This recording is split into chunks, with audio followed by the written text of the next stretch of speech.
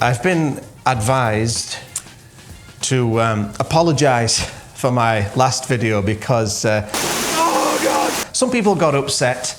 In that video there were clips and footage of me being absolutely awesome. Needlessly irresponsible. Sorry, yes, needlessly irresponsible. I didn't think it was all that bad, actually. In fact, I'd do it all over again. You even began the video by saying you were, and I quote, dangerously up the creek. You're an influencer now. No more dangerous stunts. No more near-death experiences or swears. Oh, for fuck. And you absolutely must stop gallivanting about in flip-flops saying they are appropriate footwear. But... You wearing them right now, aren't you, Gavin? Yeah, it's appropriate. As your legal counsel, I must advise you to limit your liability. In fact, you will have to start every video reading this disclaimer. Oh, it's not that bad, come on. Oh, really? Here's a comment. Gavin, you are selfish and irresponsible for putting others at risk. What if you'd broken a leg? Well, but I didn't this time. But could have. Well, but I didn't, though. But could have. Nothing happened. I mean, Could have. But I didn't know. But it could have. And people are triggered not by what happened, but what could have happened. You have failed to provide a safe space for those 1% of your viewers that find your behavior irresponsible and negligent. You should apologize. I don't think I should. Apologize. I don't want to. Apologize, or you might get sued. I apologise. I am so very sorry for my behaviour. I promise never to be awesome again. Very good. Now, there's the matter of the disclaimer. You will have to insert this into every video. Viewers should not attempt to reenact stunts or stupidity shown in this video. It is recommended that you immediately stop watching this video if you suddenly feel the urge to behave like a clueless chubby Yorkshireman. This is ridiculous. As your legal counsel, I'm feeling very triggered by your harsh tone. What's your name, anyway? Chad L. McPhail. McPhail. That's encouraging. So there's two. No, just one.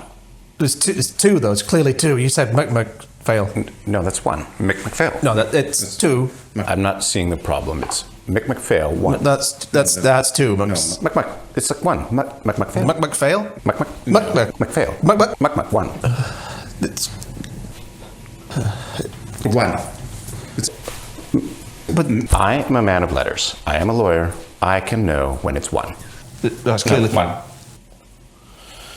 What's the L stand for, then? L is for litigious.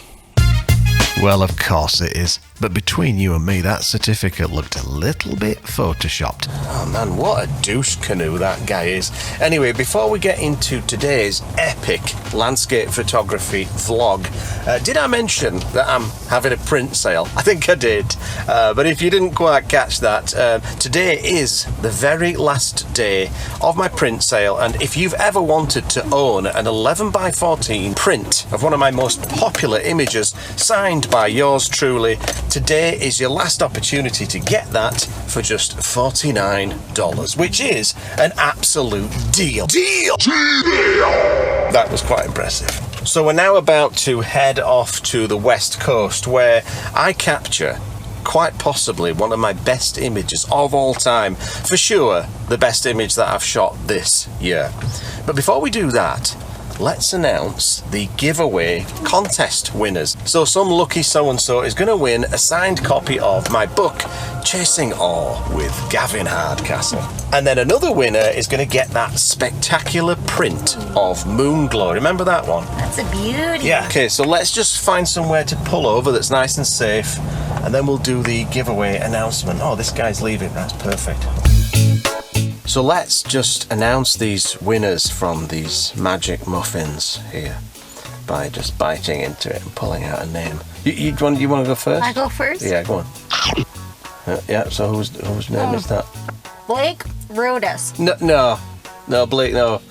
Blake Rudi's is a friend. He already owns the book anyway, so he's not winning the book. So sorry, Blake. Let's do another one, otherwise people are going to think this is rigged. Don't swallow it. God, just pull the name out. Okay, who is it? Joe Wallace Blaker from the UK. Oh, congratulations, Joe.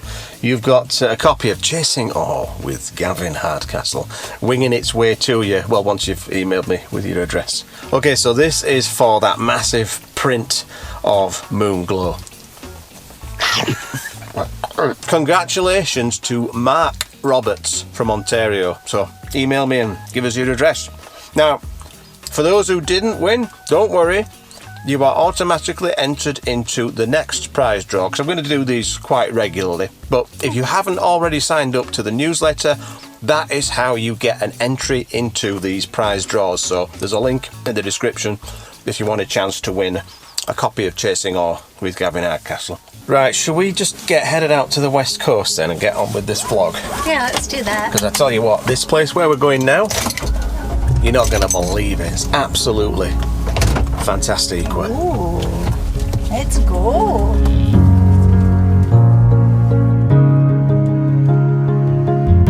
When Vancouver Island gets hit with a major heat wave, there's only one thing you can do to cool down, and that's head west into the dark and distant canyons.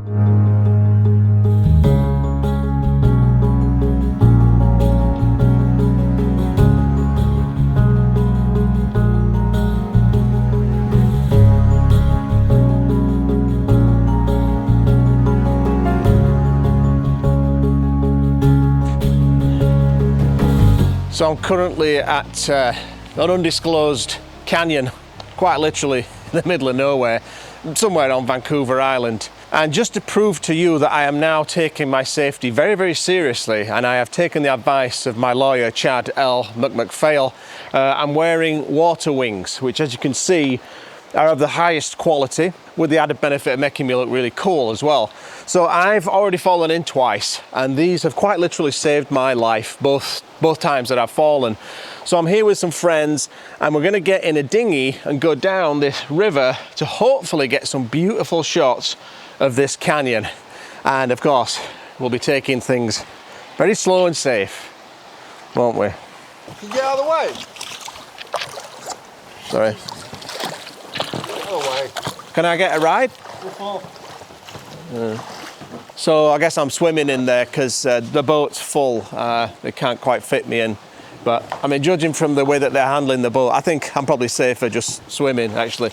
And you know, as I said, I've taken the advice of Chad L. McPhail very seriously. And as you can see, there's the added bonus of being really stylish. Anchor. I'll get my coat. Now, clearly, Captain Wayne had not taken into account the sheer size of Adam's head, which is really quite massive, so I was content to wade in. Well, it's really quite cold in this canyon, so I've had to have a change of clothes and put on some layers.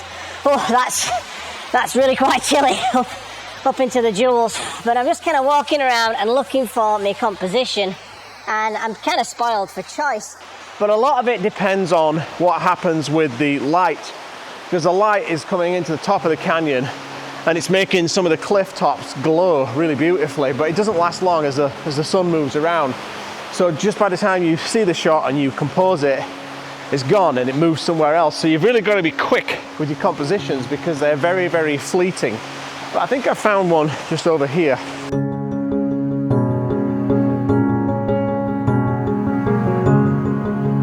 It's been many years since my last visit to this canyon, and not only did it deliver a much needed escape from the heat wave, but it was even more beautiful than I remembered. So as soon as I arrived here, I went all of a dither. Kind of went into a bit of a panic because I noticed that on the surface of this water here, which you should be able to just kind of see a little bit of a green reflexion. When I arrived, it was a hot orange reflection because the cliffs in the background were catching that bright midday light and they were glowing orange. So I had to just drop everything, and take that shot. So I didn't have the opportunity to film the back of the camera and explain what my composition was. So I just got to it and got the shot. And so if the shot turned out any good, here's the shot.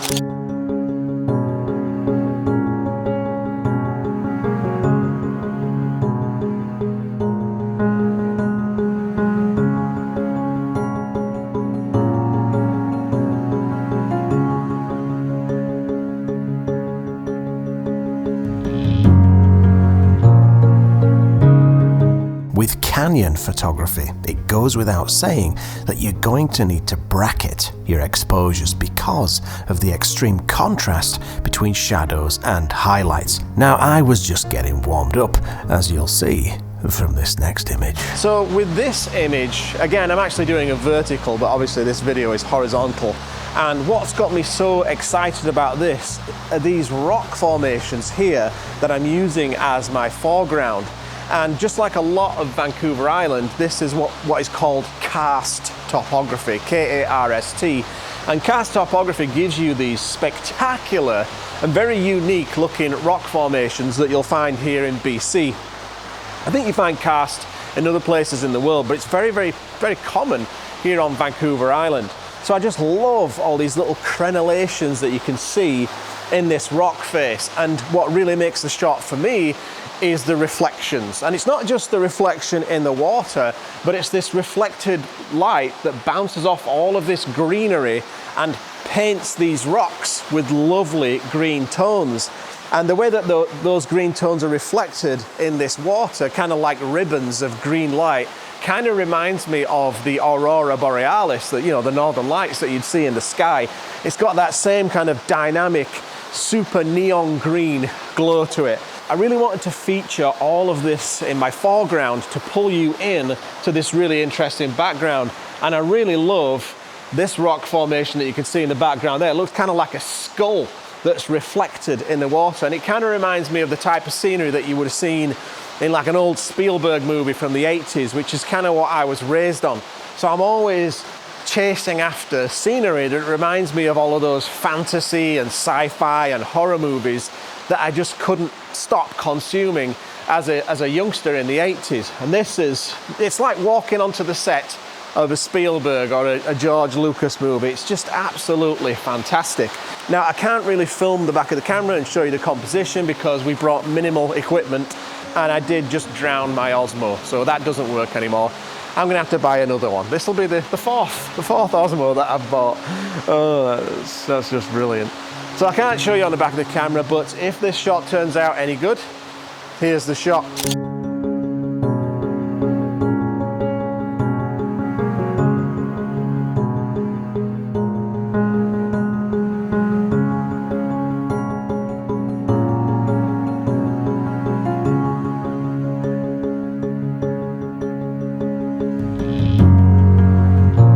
Now, it's not often that I get to share with you the experience of creating one of my favourite shots of all time. I was so ecstatic to have seen and captured this image that I almost forgot I'd destroyed my vlogging camera.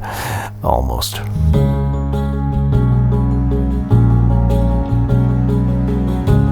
Next, it was time to visit the back of the canyon, where those emerald green waters and blue karst columns were all that a landscape photographer could ever wish for.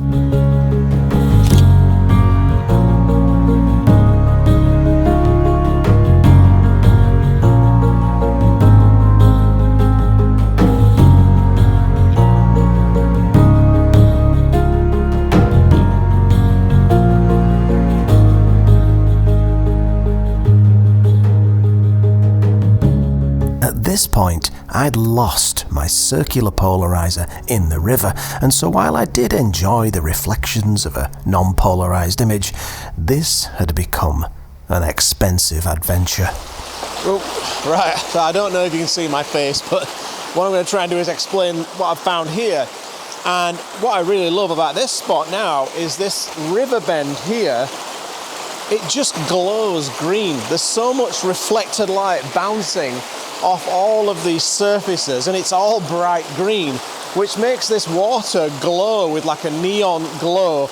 when you do a long exposure. And by getting really low, I can sort of emphasize or exaggerate the shapes of the water as they curve over these big bulbous river rocks. And of course you've got these beautiful rock formations in the background on either side, and again that reflected light just bounces off all of these surfaces. So in terms of the colour and just the mood, it's really surreal. But I do love how this river sort of curves in and leads you off to that same view that I was shooting earlier. Very simple, but very effective when you've got a very, very long exposure. And I'm shooting around about 25 seconds to get as much light as possible, because it's really dark in here. Even though it's a bright, bright sunny day, it's super dark. I dread to think how dark it would be if we didn't have a bright sunny day. If it was a gloomy day, it'd be really dark. So if this shot turns out to be any good, well, here's the shot.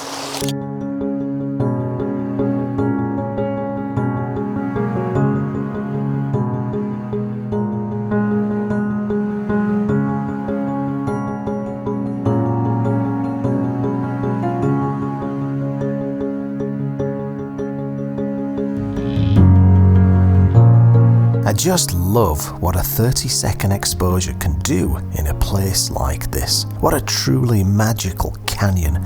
And we were lucky to get the perfect water volume and lighting conditions. And of course, a wonderful escape from the heat wave.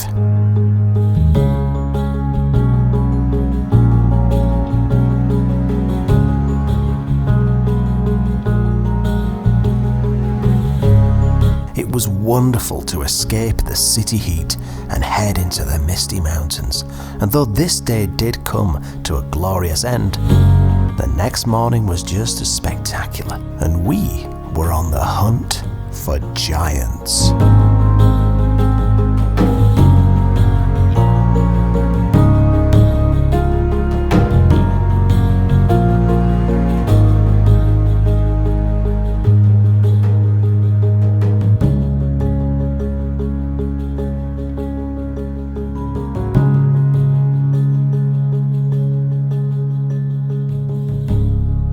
Right, so this is what we're here to shoot. This is what's called the Cheewat Giant.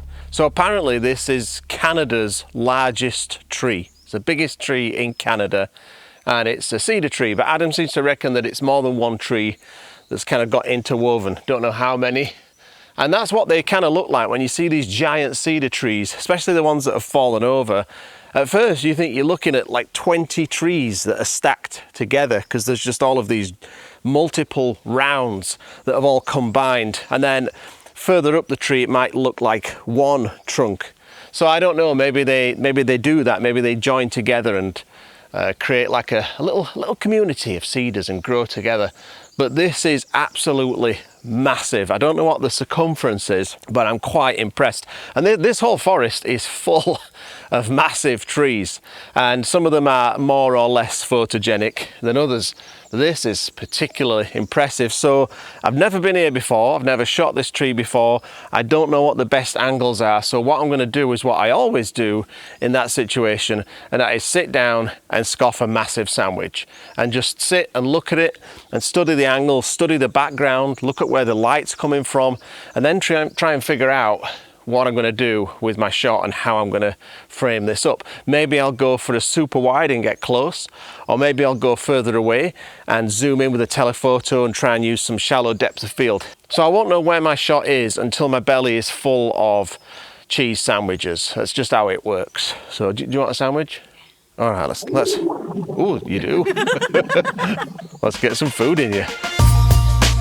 Right, so I don't know what the circumference of this tree is, but I'll do a really scientific method of demonstrating how massive it is, and that is I'll walk around it. Let's see how long it takes. So 1, 2, I'm not going to count the whole way around, but you get the idea.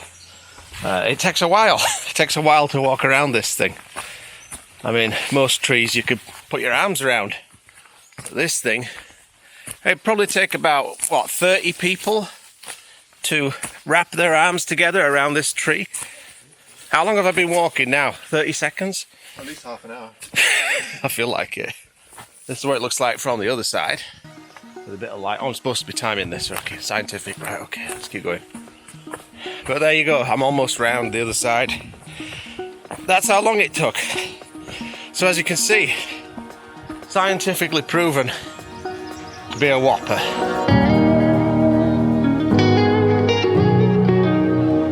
Now this particular tree is one of the lucky ones. It's protected from logging because it's in Pacific Rim National Park, but some old growth forests are not so lucky and are under threat from logging, which really is a tragedy. So if you want to help, visit ancientforestalliance.org.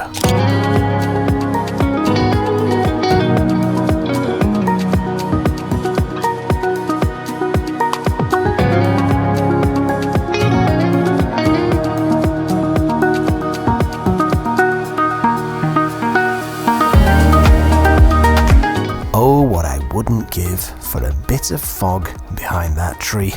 Well, I'll just have to store this composition in memory and come back for another visit, provided the truck doesn't fall apart on that terrible road of calamity. So I think what I'm going to do is give up on this particular shot, head back up the trail and go and try and find some of the giants that we passed on the way in, and maybe with this bright sunlight I can find something that's nicely backlit and just go for something completely different. So we'll get back on the trail, I'll see what I can find. So I think I've actually found quite a nice shot, but before that, what's this t-shirt you've got on here?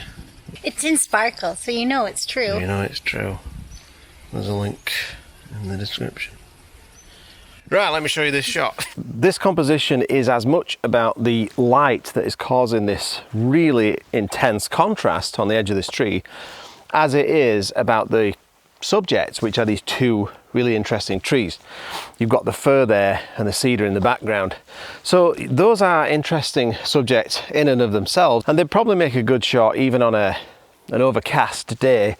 But today it's this very bright light that's just blasting in this very short little window of time, that's just creating this lovely edge light on this tree and on these roots and on these leaves here. So it's the contrast that's drawing me to this particular composition. So looking for contrast, or the way that light illuminates particular shapes in your composition, will kind of dictate where you'll position your camera. You can use that light as a guide to figure out where you need to be placed. But as I said, it's the contrast for me that makes this composition. Without that contrast, it wouldn't quite be the same thing.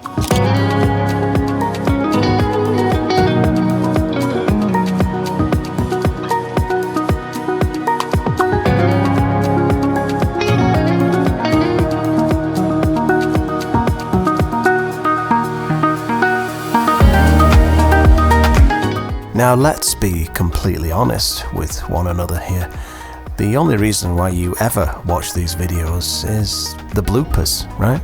It's just the bloopers, but at least you didn't just skip right to the end of the video, because that would just be a terrible... Mac, it's like one. Mac fail.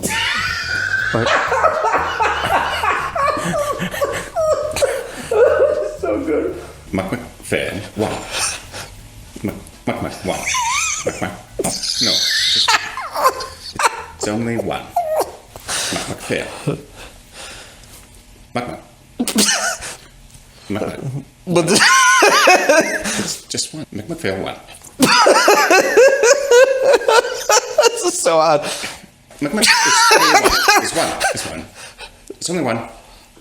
No more epic adventures or swears. I didn't think it was all that bad. In fact, I'd do it all over again. You even began the video saying you were, and I quote, dangerous. Near-death experiences, dangerous adventures, or swears. As your legal counsel, I must advise you that you have liability. You're so good at this. It's frightening. As your legal counsel, I must advise you to limit your liability. How are you so good at this? This is his first time. My mother wanted me to be a lawyer. God. She was deeply, deeply disappointed. but it could have. People are triggered these days not by what actually happened, but what could have happened. Okay, but it could have. Look, people are triggered.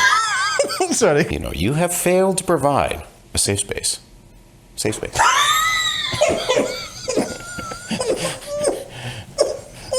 So bad. So good. People are triggered not by what happened, but by what could have. You have failed to hold your shit together. I'm the worst actor in the world, honestly. Let's see why you're doing so good. All right. I've got tears in my eyes now. Right. You will have to insert this into every video. Get through that. You will have to insert this into. Oh, no, where's he going with this? This is ridiculous. As your legal counsel, I should warn you, I am feeling triggered by your harsh tones. Sorry. And again.